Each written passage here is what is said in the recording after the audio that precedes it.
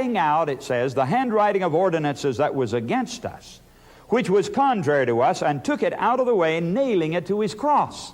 Now, I might as well tell you right now what the misunderstanding is about this text. A lot of people think that this is talking about the Ten Commandments.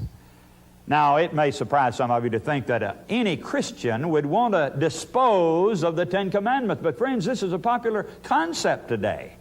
They say, oh, it's been nailed to the cross. And this is the text they use. They say, blotting out the handwriting of ordinances that was against us, which was contrary to us. They say, that's the Ten Commandments.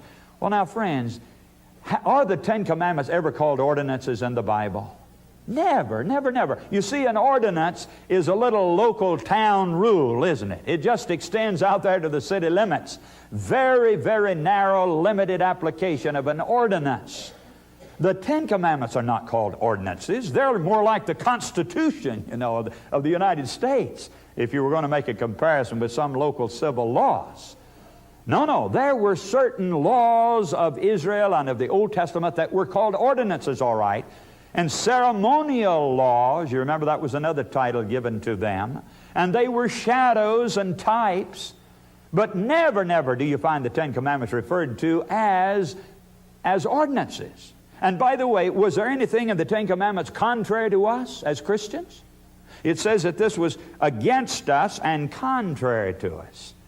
Well, my friends, there's nothing in the Ten Commandments contrary to a Christian, is there? A Christian doesn't want to steal and lie and commit adultery and do those things. So it's in favor of him. It's in harmony with the Christian, not against him at all.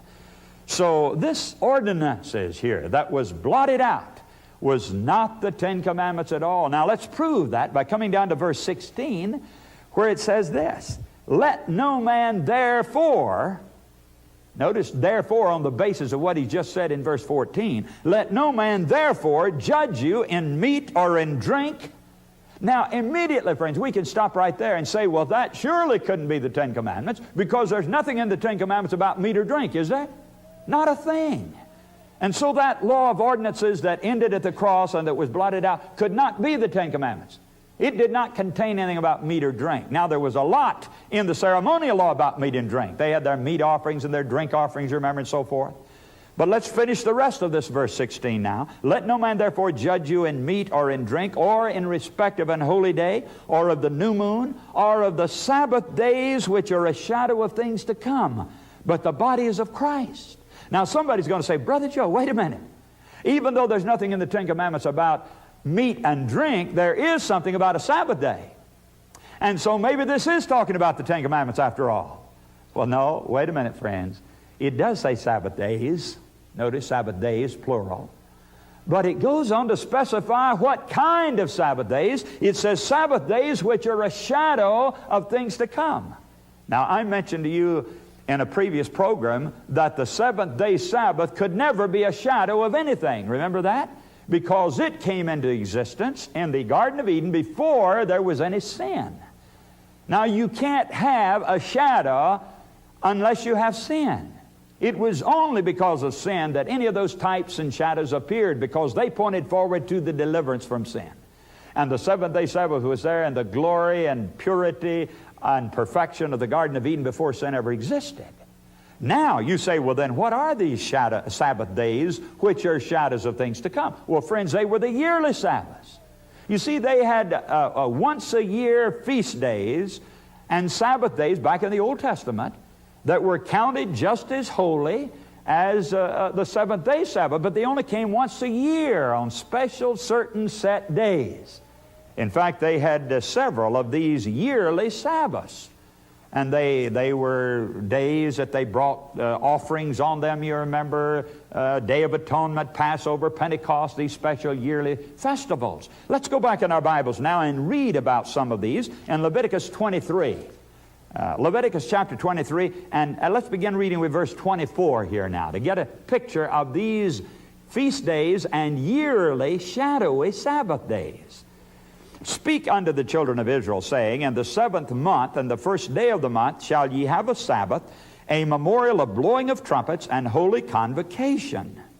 Now notice, it says, in the 7th month, and the first day of the month, shall ye have a Sabbath. Well, obviously, that's not the 7th-day Sabbath. It only comes once a year.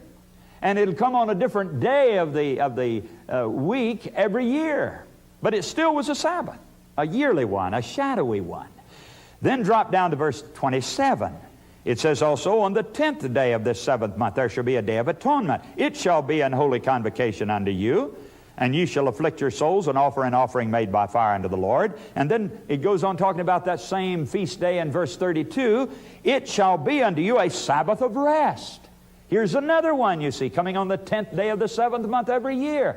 A different day of the week every time, but yet it's called a Sabbath.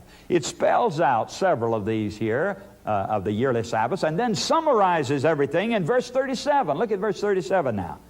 These are the feast of the Lord, which ye shall proclaim to be holy convocations, to offer an offering made by fire unto the Lord, a burnt offering and a meat offering, a sacrifice and drink offerings, everything upon his day, beside the Sabbaths of the Lord. Now notice, friends, how it distinguishes between the weekly Sabbath of the Lord and these yearly, shadowy Sabbaths that came only once a year.